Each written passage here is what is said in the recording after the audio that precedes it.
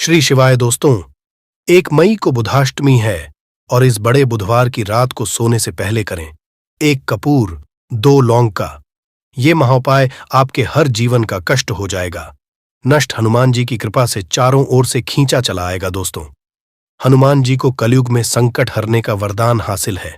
कहा जाता है, जो भी मानव हनुमान जी की थोड़ी सी भी पूजा पाठ करता है, उस मानव को अपने जीवन में कभी भी दुख दर्द परेशानियों का सामना नहीं करना पड़ता है, क्योंकि हनुमान जी महाराज अपने भक्तों के हर को हर लेते हैं।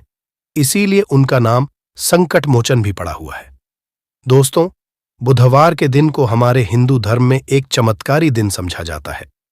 धर्मसत्र में कहा गया है कि बुधवार के दिन नियमित रूप से पूजा पाठ की जाए तो हमें हनुमान जी महाराज का वो आशीर्वाद हासिल होता है, जिसके बाद हमारा मंगल ग्रह बहुत ही मजबूत हो जाता है। मंगल ग्रह मजबूत होने से हम अपने जीवन में जिस काम को भी शुरू करते हैं, उस काम में हमको सफलता हासिल होती है। दोस्तों, हमारे सनातन धर्म में हनुमान जी महाराज की पूजा करने का एक विशेष महत्व समझा गया है। जी महाराज की आप थोड़ी सी भी पूजा पाठ करते हैं तो मान के चलिए आपका घर धन और धान से परिपूर्ण हो जाता है। वैशाख मास के पहले बुधवार के दिन अगर आप क्रिया अनुसार पूजा पाठ करते हैं तो मान के चलिए आपके जन्म जन्मांतर की गरीबी, परेशानी, कष्ट, दिक्कतें, समस्याएं, बाधाएं सिर्फ 1 दिन की पूजा से ही खत्म हो जाएंगी। परंतु एक बात का थोड़ा विशेष ध्यान दीजिएगा, जो अब आपको हम बताने आ रहे हैं। 1 मई 2024 को बड़ा बुधवार पड़ रहा है। मतलब इस बुधवार के दिन पूरे 21 तरीके के शुभ योग बन रहे हैं। धर्मशास्त्र के हिसाब से ये कोई सामान्य सा बुधवार नहीं है, बल्कि ये एक बड़ा बुधवार है। और इस दिन की गई पूजा साधना क्रिया से साक्षात आपको हनुमान जी महाराज का आशीर्वाद हासिल होगा।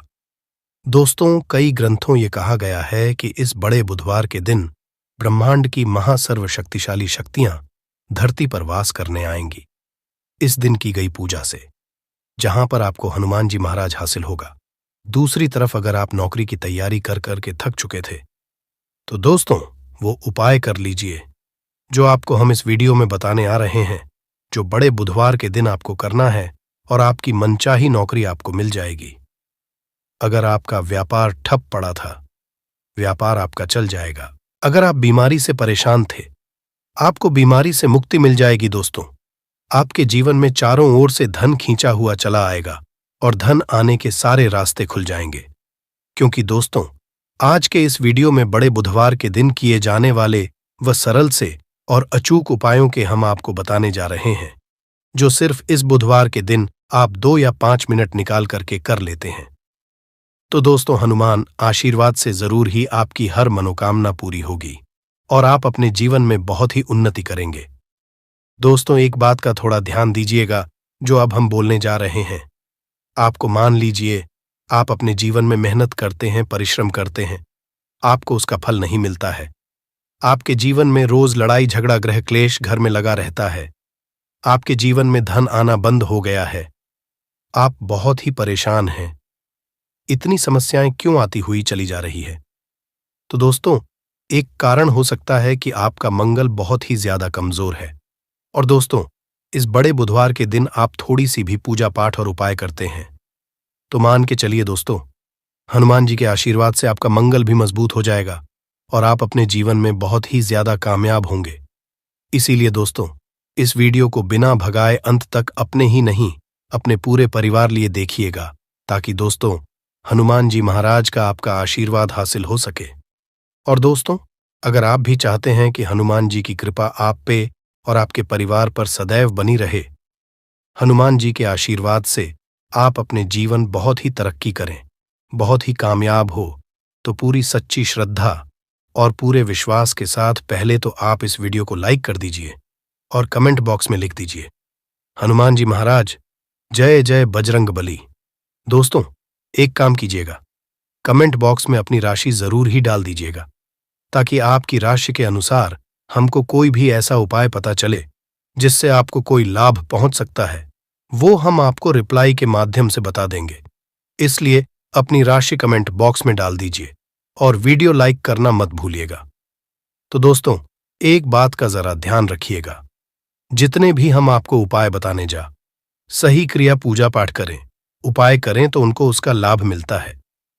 परंतु अगर आप मुहूर्त से हटकर के उपाय करते हैं तो कभी भी आपको उसका लाभ नहीं मिलता है।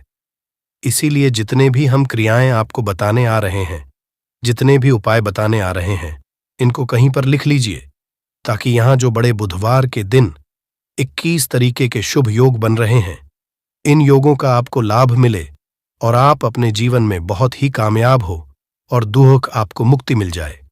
सबसे पहला उपाय है मंगल ग्रह को मजबूत करने का महाउपाय। दोस्तों, अगर आप चाहते हैं कि आपका मंगल ग्रह बहुत ही मजबूत हो जाए, आपका दुर्भाग्य आपके जीवन से चला जाए और आपके जीवन में आपका सौभाग्य आपका साथ देना शुरू कर दें, आपका भाग्य चमक जाए, तो यह उपाय इस बुधवार के दिन कर लीजिए, जिस उपाय को करने से आपका मंगल ग्रह बहुत ही मजबूत हो जाएगा।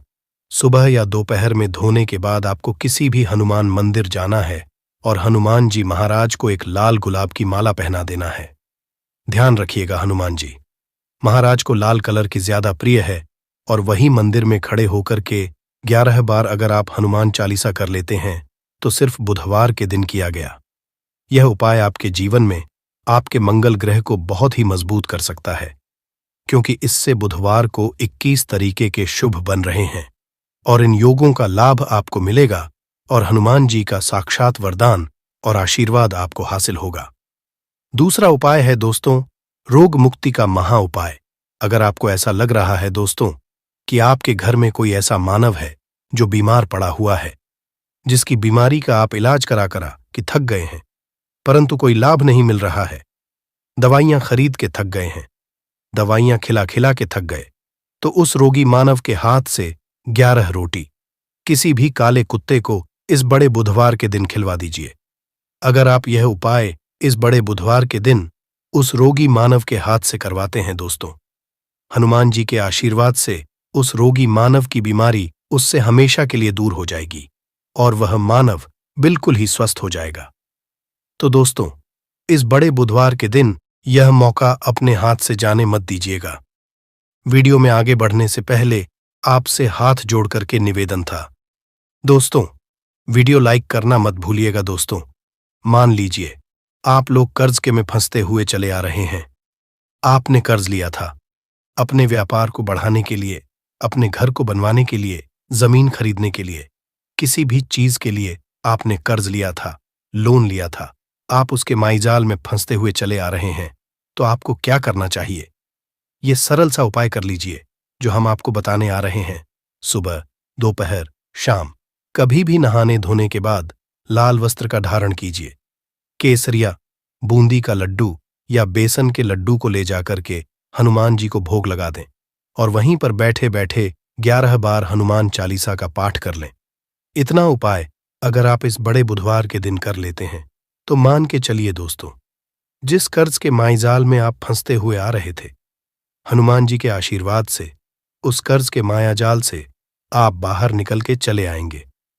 अब दोस्तों, ये हम आपको उपाय बताने आ रहे हैं। यह उपाय अगर आप करते हैं इस बड़े बुधवार के दिन तो मान के चलिए आपके घर की बरकत भी होगी और उन्नति भी होगी और आपका घर बहुत ही आगे जाएगा। तो आपको बस यहां करना है कि जो आपके घर पर पूजा घर है, जो आपके घर पे जहां पर हनुमान जी की कला चित्र है, वहां पर आप एक पीतल का बर्तन ले लीजिए या एक मिट्टी का बर्तन ले लीजिए। उसमें एक कपूर, लौंग रख करके उसको जलाइए और इसका धुआं पूरे घर में दिखा दीजिए। अभी जो राख बची हुई है, राख को कहीं किसी डिब्बे में साफ साफ रख लीजिए और रोज प्रतिदिन अपने घर पे जो मुख्य द्वार है वहां पे छींटा मारने से पहले, मतलब किसी भी लोटे से छींटा मारने से पहले, इसमें एक चुटकी उस राख को मिला दीजिए। अगर आप यहां कर देते हैं तो मान के चलिए आपके घर पर जो भी दोष है, जो भी परेशानी है, जो भी दिक्कतें जिसकी वजह से आपके घर की बरकत नहीं हो पा रही थी, उन्नति नहीं हो पा रही थी, वह दिक्कतें खत्म हो जाएंगी और आपके घर की बरकत भी होगी, उन्नति भी होगी। और बड़े बुधवार के दिन किया गया यह उपाय कभी भी विफल नहीं जाता। तो लौंग और कपूर का यह उपाय जरूर ही कीजिएगा दोस्तों। ये देखिए, अगर कोई भी उपाय आपको समझ में नहीं आ रहा है, कमेंट बॉक्स में सवाल पूछ लीजिएगा, हम आपको रिप्लाई के माध्यम उसका उत्तर दे देंगे। अब आपको हम जो उपाय बताने आ रहे हैं, यह वह उपाय जो अगर इस बड़े बुधवार के दिन आप करते हैं तो मान के चलिए आपका बंद पड़ा व्यापार चल पड़ेगा। मान लीजिए पहला आपका व्यापार चल रहा था, फिर व्यापार चलते चलते ठप पड़ गया। आप इस चीज को लेकर के बहुत ही परेशान हैं। तो इसी बड़े बुधवार के दिन आपको बस यहों करना है कि 11 रोटी में गुड़ रख करके किसी भी लाल गाय को खिला देना है। अगर यह उपाय इस बड़े बुधवार के दिन आप करते हैं तो जरूर ही आपका बंद पड़ा व्यापार ठप पड़ा व्यापार चल और हनुमान जी के आशीर्वाद से आप अपने जीवन में बहुत ही उन्नति करेंगे, बहुत ही आगे जाएंगे। आखिरी उपाय है धन हासिली का महाउपाय। अगर आप चाहते हैं कि आपके जीवन में जो धन आने में आपके पास समस्या आ रही है वो खत्म हो जाए, चारों दिशाओं से धन खींचा हुआ चला है, तो दोस्तों इस बड़े बुधवार के दिन एक हनुमान चालीसा करके लाएं। उसको लाल कपड़े में लपेट करके अलमारी में, तिजोरी में कहीं पर भी रख दीजिए और प्रत्येक बुधवार को उसकी नियमित रूप से पूजा कीजिए। अगर आप ऐसा करते हैं तो हनुमान जी के आशीर्वाद से आपके जीवन में धन खींचा हुआ चला आएगा। इतना धन आएगा जिसकी आपने कल्पना नहीं की, और आप अपने जीवन में अपने परिवार के साथ बहुत ही कामयाब होंगे, बहुत ही आगे जाएंगे। तो दोस्तों आपसे विनती है, वीडियो लाइक करना मत भूलिएगा और वीडियो के अंत तक सभी उपाय को अच्छे से समझ लें ताकि जल्दी से जल्दी आपको उनका लाभ मिले। घड़ी को भूल कर भी इस दिशा में ना लगाएं, इससे फैलती है घर में नकारात्मकता। इसी के साथ हम जानेंगे दोस्तों, क्या आपको कैलेंडर कहां पर नहीं लगाना है, क्या गलती आपको नहीं करनी है, और साथ ही मैं आपको बताऊंगी कि अगर आपके घर में वास्तु दोष है तो कैसे आप जान सकते हैं और क्या उपाय कर सकते हैं जिससे कि वास्तु दोष दूर हो और आपके जीवन से परेशानियां खत्म हो। तो पूरी जानकारी के लिए इस वीडियो को अंत तक जरूर देखिएगा दोस्तों। अब जानते हैं गुरु जी से कि वो क्या कहते हैं। दोस्तों हम सभी के घर में घड़ी का उपाय किया जाता है। घड़ी जो बीते समय और आने वाले समय के बारे में हमें सूचित करती है। अगर हमारे जीवन पर सबसे ज्यादा किसी का असर पड़ता है तो वह है समय। हर किसी समय एक जैसा नहीं होता। अच्छे और बुरे समय सभी के जीवन में आते रहते हैं। इस समय चक्र का चलना कायम ही रहता है, समय किसी के लिए नहीं रुकता। लेकिन अगर हम आपसे कहें कि आप अपने समय को अच्छा बनाने के लिए कुछ उपाय कर सकते हैं, जी हां, हम बात कर रही है घर में लगी घड़ी की जिसे हम रोज निहारते हैं। पर कभी ये नहीं सोचा होगा कि ये घड़ी हमारा समय बदलने में और अच्छा समय लाने में मदद कर सकती है।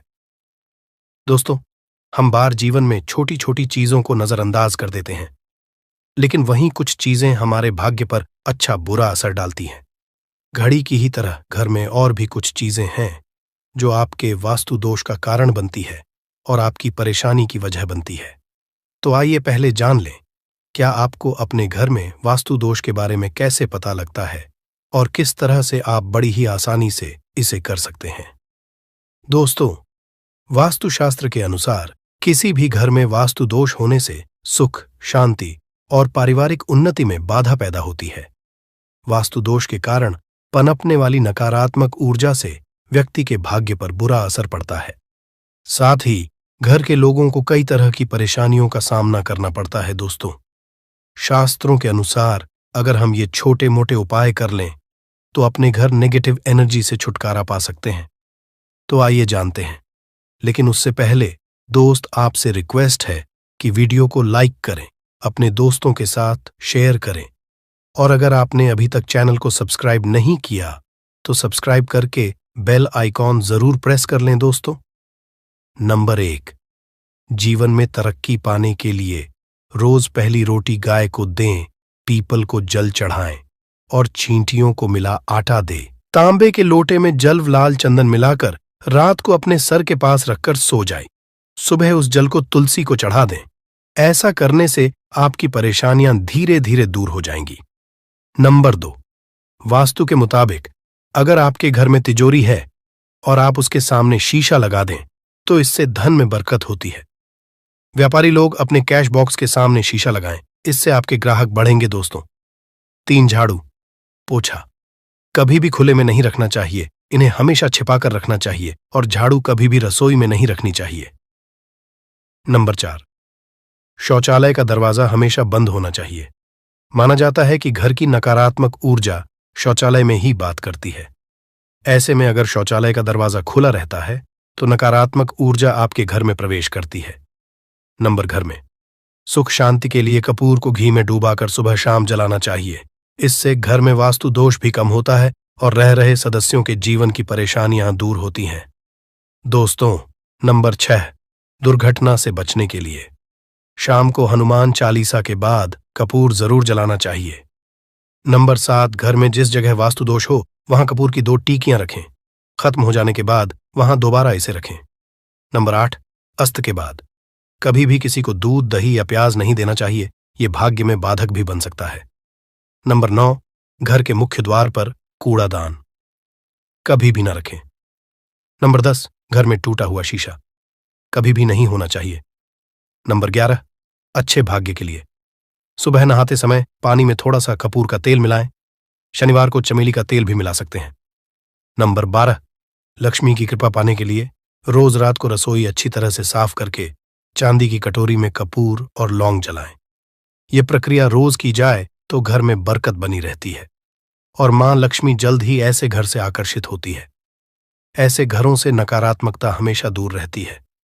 दोस्तों, नंबर 13, घर के सोने वाले कमरे में पौधे नहीं लगानी चाहिए, इससे आपके ऊपर नकारात्मक असर हावी हो सकता है। नंबर 14, घर में पौधे लगाते समय पानी में सेंधा नमक डालें। सादे नमक का भी आप उपयोग कर सकते हैं, लेकिन दोस्तों ज्यादा फलदायी होता है। आपको शुभ फल जल्द ही हासिल होंगे। दोस्तों, घड़ी की सही दिशा आपके जीवन को भी सही रास्ता दिखाने में मदद कर सकती है। इसके अलावा कैलेंडर को किस जगह लगाना चाहिए और किस जगह पर नहीं, ये भी हम जानेंगे। सबसे पहली बात जिसकी हम बात करेंगे वो है दोस्तों घड़ी का आकार, यानी घड़ी की शेख। दोस्तों, शास्त्र के अनुसार गोलाकार की घड़ी या अंडाकार घड़ी सबसे उत्तम मानी जाती है, पर आजकल देखा जा रहा है कि बाजार में कई तरह की घड़ियां मौजूद हैं जिसमें घर के सदस्य या भगवान की तस्वीरें और फोटो भी लगी होती है। लेकिन दोस्तों, आपको बता दें कि घड़ी के साथ तस्वीरें लगाना बिल्कुल भी सही नहीं है। इससे आपके घर के सदस्यों के जीवन पर समय का असर देखने को मिल सकता है। और की तस्वीर घड़ी में बिल्कुल भी नहीं लगानी चाहिए, क्योंकि भगवान की तस्वीर को रोज धूप, दीप, अगरबत्ती और पूजन की आवश्यकता होती है और घड़ी तो कई महीनों तक धूल में पड़ी रहती है। इससे भगवान का अपमान होता है और यह शुभ नहीं माना जाता। हो सके तो घड़ी का आकार गोल और अंडाकार ही पसंद है। घड़ी का गोल या अंडाकार बोना हमारी पृथ्वी के आकार को दर्शाता है, जो को और घड़ी में नुकीले कौन होते हैं और वास्तु के अनुसार नुकीली चीजें नकारात्मक ऊर्जा का संचार करती हैं। दोस्तों, अगली बार जिसका आपको ख्याल रखना है वो ये है कि घड़ी को स्वच्छ रखें, साफ सफाई का ध्यान रखें, धूल ना जमा होने दें और कहीं से भी घड़ी टूटी फूटी नहीं होनी चाहिए। दोस्तों, जैसा कि हम सभी चाहते हैं कि हमारे जीवन में सब अच्छा और बेहतर होता रहे, तो उसके लिए हम खुद को संवारे रखते हैं, नए कपड़े और नए आभूषण पहनते हैं। उसी तरह अपने घर की घड़ी को स्वच्छ और नए जैसा ही रखना चाहिए। ये कहीं से भी टूटी फूटी नहीं होनी चाहिए। समय समय पर घड़ी पर चढ़ी धूल और जालों को साफ करते रहें, जिससे आपका भाग्य भी धुंधला नहीं पड़ेगा। दोस्तों, कई घरों में आदत होती है कि पुरानी गाड़ी को बनवाकर ही चलाते रहते हैं। एक जगह नई घड़ी आई तो पुरानी किसी और जगह लगा देते हैं। कृपया ध्यान रखें, घर में पुरानी या फिर टूटी हुई या धूल चढ़ी हुई और बंद गाड़ी तो बिल्कुल भी ना रखें। क्यों? इससे घर में नकारात्मकता और दरिद्रता का वास होने लगता है। बंद पड़ी घड़ी को घर में रखने से व्यक्ति के जीवन में नए अवसर नहीं आते और वो अपने कार्य में सफलता हासिल नहीं कर पाता। अगली बार जिसका आपको ध्यान रखना है वो है घड़ी की सही दिशा। घड़ी को कभी भी दक्षिण दिशा में नहीं लगाना चाहिए। दक्षिण दिशा यमलोक की दिशा मानी जाती है। काल का अंतिम चक्र यहीं से शुरू होता है। इसीलिए वास्तुशास्त्र में इस दिशा को घड़ी के लिए अशुभ माना गया है। घर में घड़ी को उत्तर दिशा, पूर्व दिशा या पश्चिम दिशा में आप लगा सकते हैं, लेकिन ध्यान रखें कि घड़ी को कभी भी मुख्य द्वार, कमरे के दरवाजे या आने जाने के लिए उपयोग किए जाने वाले दरवाजे के ऊपर कभी भी नहीं लगाना चाहिए। इससे समय का असर आपके आने जाने की गति और दिनचर्या पर पड़ सकता है। दोस्तों, घड़ी के साथ कैलेंडर का भी ध्यान रखें। जहां घड़ी समय का चिन्ह है, तो वहीं कैलेंडर उससे जुड़ी तारीखों का लेखा जोखा बताता है। कैलेंडर को पूर्वी और उत्तरी दिशा की दीवार पर कभी भी नहीं लगाना चाहिए। ये इससे वास्तु दोष उत्पन्न होता है। और कृपया करके अपने घरों में नए कैलेंडर के साथ पुराना कैलेंडर कभी भी ना लगाएं। दोस्तों, घड़ी और कैलेंडर दोनों ही आने वाले समय के सूचक हैं, जो आगे बढ़ने की प्रेरणा देते हैं। उन्हें समय के अनुसार ही लगाना चाहिए। इस बात का हमेशा ध्यान रखें कि घड़ी का समय हमेशा सही होना चाहिए। बहुत से लोगों की आदत होती है घड़ी का समय आगे या पीछे रखते हैं, तो ये गलती आप ना करें। समय हमेशा सही रखें।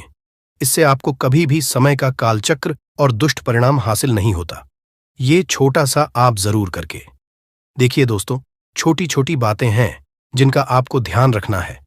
दोस्तों, रखी हुई घड़ी और पुराना कैलेंडर आपके भाग्य को भी रुकावटों से भर देता है। इसीलिए वक्त के साथ आगे बढ़ते रहने के लिए घड़ी और कैलेंडर को बदलते रहिए। और कैलेंडर को कभी भी अपने सोने के कमरे में ना लगाएं, ना ही इसे कभी मुख्य द्वार पर टांगे। ये शुभ नहीं माना जाता। पुरानी घड़ी को दान में देना शुभ माना जाता है। इससे आपके जीवन से बुरा समय निकल जाता है। इसीलिए अगर आपके घर में कोई पुरानी घड़ी है जो टूटी फूटी ना हो और खराब ना हो, तो वो आप किसी जरूरतमंद को दान में जरूर दें। दोस्तों, हमारे हिंदू संस्कृति में प्रत्येक घर में प्रतिदिन पूजा पाठ करने की परंपरा है। और इसके लिए सभी अपने घरों में अपने आराध्य का छोटा सा ही क्यों ना हो, परंतु एक मंदिर अवश्य ही बनाते हैं। नियमित पूजा पाठ करने से न सिर्फ मानसिक शांति मिलती है, बल्कि पूरे घर में सकारात्मक ऊर्जा भी व्याप्त हो जाती है। परंतु यह बात भी सच है कि पूजा पाठ करने के कुछ नियम भी होते हैं, जिन्हें यदि हम कर देते हैं तो हमें हमारी पूजा का पूरी तरह से फल हासिल नहीं होता। पूजा करने के नियम प्राचीन काल से ही चले आ रहे हैं, जो कि एक ठोस धरातल पर आध्यात्मिक और वैज्ञानिक दोनों ही दृष्टिकोण से ध्यान में रखकर बनाए गए हैं। इसलिए हमें इन नियमों को बिल्कुल भी अनदेखा नहीं करना चाहिए। ऐसा ही एक महत्वपूर्ण नियम है नाद, यानी कि पूजा करते समय हम जब घंटी बजाते हैं, उसे बजाने के लिए शास्त्रों कुछ नियम निर्धारित किए गए हैं। शास्त्रों में देवताओं के सामने घंटी बजाने का बहुत अधिक महत्व बताया गया है, जिसे हम इस कृष्ण श्लोक के द्वारा समझ सकते हैं। आगम अर्थमतु देवानाम गमन अर्थम तु राक्षसाम घन्यथा रावम करुमियादो। देवता आह्वान चरण, इसका अर्थ है कि घंटी बजाने से देवताओं का आगमन और राक्षसों का गुमान होता है, और जो घंटियां राक्षसों से हमारी रक्षा करती है उसे हमारा नमन है। तो चलिए दोस्तों, जान लेते हैं कि पूजा करते समय जब हम घंटी बजाते हैं तो उसके पीछे क्या कारण है, घंटी को बजाने के क्या नियम है, और पूजा के वक्त घंटी बजाते समय होने वाली गलतियां कौन सी है जो हमें भूल कर भी नहीं करनी चाहिए। दोस्तों, क्या आपने कभी अपने घर के मंदिर में रखी हुई घंटी को ध्यान से देखा है? अगर आप ध्यान से देखेंगे तो आपको घंटी के ऊपरी हिस्से पर, यानी जहां से हम इसे पकड़ते हैं, उस पर गरुड़ बना हुआ देता है। अंततः घर पर जो हम घंटी इस्तेमाल करते हैं उसे गरुड़ घंटी कहा जाता है। पूजा करते समय गरुड़ घंटी का उपयोग भगवान को आमंत्रित करने, अर्थात भगवान का आवाहन करने के लिए किया जाता है, जिससे एक सुंदर ध्वनि से भगवान का आवाहन करने का आभास होता है। जब हम विधि विधान से पूजा करते हैं तो उसमें घंटी का उपयोग अवश्य रूप से करते हैं। पूजा संपन्न होने पर आरती करते विशेष रूप से नाद होना चाहिए, नहीं तो हमारी पूजा आदि अधूरी मानी जाती है। परंतु हम में से अधिकांश लोग इसे मात्र एक सामान्य प्रक्रिया मानते हैं और पूजा करते समय घंटी बजाना भूल जाते हैं। तो आइए जानते हैं उन नियमों के बारे में। मतलब आज की वीडियो पूरी तरह से आपके प्रश्नों पर आधारित है, जिनका उत्तर मैं आपको शास्त्रों के अनुसार देने का पूरा प्रयास करूंगा। तो वीडियो को पूरा जरूर देखें, और अगर आपको आज की वीडियो अच्छी लगे तो इसे लाइक जरूर कीजिए। जय मां लक्ष्मी आपके इस वीडियो को जो भी लाइक और चैनल को सब्सक्राइब करें, उसके जीवन में कभी भी धन की कमी ना होने देना। दोस्तों, हमारे प्राचीन शास्त्र की मान्यता है कि सृष्टि के निर्माण के समय सबसे पहले जो बड़ी सी ध्वनि निकली थी वह घंटी की आवाज के समान सुनाई दी थी। घंटी की ध्वनि में ओमकार नाथ का भी आभास होता है, इसलिए घंटी को ईश्वर की आवाज मानते हुए पूजा में स्थान मिला है, इसलिए घंटी का कभी भी अपमान न करें और जिस तरह से देवी देवता की पूजा की जाती है वैसे ही घंटी की भी पूजा करनी चाहिए। दूसरी बात, घंटी को प्रणाम करके ही उसे बजाना चाहिए। बिना प्रणाम किए घंटी बजाना अच्छा नहीं समझा जाता। दोस्तों, आपने अक्सर यह महसूस किया होगा कि पूजा करते समय जैसे ही घंटी बजाई जाती है तो पूरे घर के साथ साथ संपूर्ण वातावरण शुद्ध और पवित्र सा हो जाता है और चारों ओर सकारात्मकता फैल जाती है। परंतु यदि हम नियमों को नजरअंदाज कर देते हैं तो हमें इसका संपूर्ण फल नहीं मिल पाता है। दोस्तों, अधिकतर लोग पूजा संपन्न होने पर सिर्फ आरती के समय ही घंटी बजाते हैं, परंतु यह भी ध्यान रखिए कि भगवान को जल अर्पण करते समय, धूप दीप लगाते समय, नैवेद्य अर्पण करते समय नाद करना चाहिए। ऐसा करने से हमारी पूजा संपन्न मानी जाती है। दोस्तों, घंटी बजाते समय भगवान का नाम अथवा आरती अवश्य बोलनी चाहिए। 1 या 2 मिनट ना हो, परंतु प्रतिदिन सुबह शाम घर में घंटी अवश्य बजानी चाहिए। यदि आपको अपने घर में या अपने आप में नकारात्मकता महसूस हो तो आप थोड़ी देर के लिए भगवान के सामने घंटी अवश्य बजाए, सारी नकारात्मकता नष्ट हो जाएगी। दोस्तों, पूजा घर में शनि महाराज एकांत, विरह, उदासीनता और वैराग्य के देवता माने जाते हैं, जबकि गृहस्थी को चलाने के लिए राग, प्रेम एवं भौतिक चीजों की जरूरत होती है। इसलिए शनि की मूर्ति को घर में नहीं लाना चाहिए। दोस्तों, सबसे पहली बात, दीपक और धूप दान की। भारत की परंपरा मिट्टी से जुड़ी हुई है, इसीलिए मंदिर में पारंपरिक मिट्टी का दीपक अवश्य होना चाहिए। अगर आप मिट्टी का दीपक नहीं रख सकते हैं तो धातु के दीपक का उपयोग करें। अगर भगवान में आपकी आस्था ज्यादा हो तो आप उपला रखकर गुड़ और घी का धूप भी दे सकते हैं। ऐसा करने से घर में सुख शांति बनी रहती है। दूसरी चीज, घर के मंदिर में स्वास्तिक अवश्य होना चाहिए। या तो आप इसे बना लें, क्योंकि स्वस्तिक आपके घर की शक्ति, सौभाग्य, समृद्धि और शुभता का प्रतीक समझा जाता है। यही मुख्य कारण है कि कोई भी शुभ कार्य करने से पहले स्वस्तिक का चिन्ह अवश्य बनाया जाता है। तीसरी चीज है कलश। भगवान श्री कृष्ण कहते हैं, कलश सुख और समृद्धि का प्रतीक है। अपने मंदिर में रोली कुमकुम से स्वस्तिक बनाकर उस पर मंगल कलश अवश्य रखें। ऐसा करने से घर में सदैव समृद्धि बनी रहती है और की हासिली होती है। चौथी चीज, बहुत ही कम लोग जानते हैं कि शंख की उत्पत्ति समुद्र से निकले 14 रत्नों के साथ हुई थी। इसी कारण से शंख महालक्ष्मी को अत्यंत प्रिय है। शंख की ध्वनि से सकारात्मक ऊर्जा का भी संचार होता है, इसीलिए मंदिर में शंख अवश्य होना चाहिए। शंख के घर में उपस्थिति से मां लक्ष्मी भी प्रसन्न होती है और उस घर में कभी भी धन की कमी महसूस नहीं होती। पांचवी चीज, मंदिर में आपने घंटी देखी होगी, क्योंकि घंटी को शुभ समझा जाता है। इसीलिए जब जब घर के मंदिर में घंटी की आवाज होती है वहां का वातावरण शुद्ध और पवित्र बनता है। जिस घर में पूजा के दौरान घंटी बजाई जाती है उस घर के आसपास की सभी नकारात्मक शक्तियां दूर हो जाती हैं और साथ ही सुख समृद्धि के द्वार खुलने लगते हैं। तो ये है वे वस्तुएं जिन्हें घर के मंदिर में जरूर रखनी चाहिए। आइए अब जान लेते हैं कि घर के कौन सी चीजें कभी नहीं रखनी चाहिए। सबसे पहली चीज, गणेश जी की मूर्ति घर में। कभी भी गणेश जी की मूर्ति 3 अथवा 5 ऐसी विषम संख्या में न रखें। अपने मंदिर में गणेश जी की सिर्फ 2 मूर्तियां रखें, इसे शुभ समझा जाता है। अगर आप अपने मंगल की कामना करते हैं तो गणेश जी की मूर्ति मुख्य द्वार पर अंदर की तरफ मुख करके लगा ले।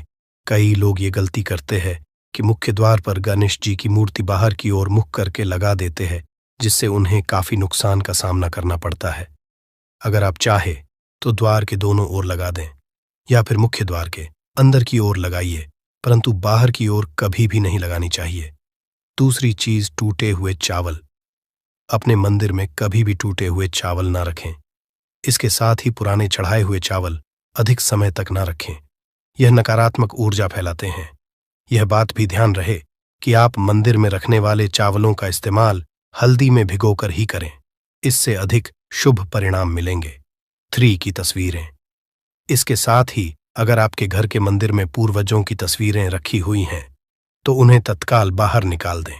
ये आपके परिवार के लिए काफी अशुभ है।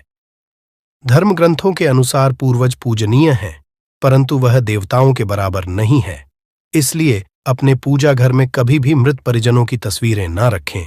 यह आपके लिए अशुभ संकेत है। इसके परिणाम भी काफी घातक हो सकते हैं और मंदिर का वातावरण भी नकारात्मक हो सकता है। इसके अलावा अगर साधु संत को मानते हैं तो उनकी तस्वीर भी घर की किसी दीवार पर लगाएं। उसे पूजा घर में भूल से भी ना रखें। ये घर के वातावरण को नकारात्मक बनाता है। इसके साथ ही महाकाली, काल भैरव की मूर्तियां भी पूजा घर में नहीं रखनी चाहिए। और हाँ दोस्तों, ध्यान रहे कि मां लक्ष्मी के खड़े स्वरूप की पूजा मत कीजिएगा, क्योंकि मां लक्ष्मी हमेशा बैठी हुई मुद्रा में होती है। इसलिए उनके बैठे हुए स्वरूप को ही पूजना सही है। चलिए दोस्तों, अब हम आपको बताते हैं उन अति महत्वपूर्ण चीजों के बारे में जो आपके पूजा घर में होनी ही चाहिए। धर्म ग्रंथों में इन चीजों को अत्यधिक पवित्र और खुशहाली के साथ साथ समृद्धि का प्रतीक समझा गया है। ये चीजें आपको खुशियों की चौखट पर खड़ा करती हैं, इसलिए ये आपके मंदिर में होनी ही चाहिए। गंगा जल की पवित्रता के बारे में तो आप जानते ही होंगे। मां गंगा जो हर किसी के पापों को धूल देती है, लोगों को देती है। अगर आप भी अपने जीवन में सुख और शांति कायम रखना चाहते हैं तो घर के मंदिर में गंगा जल होना ही चाहिए। इसके लिए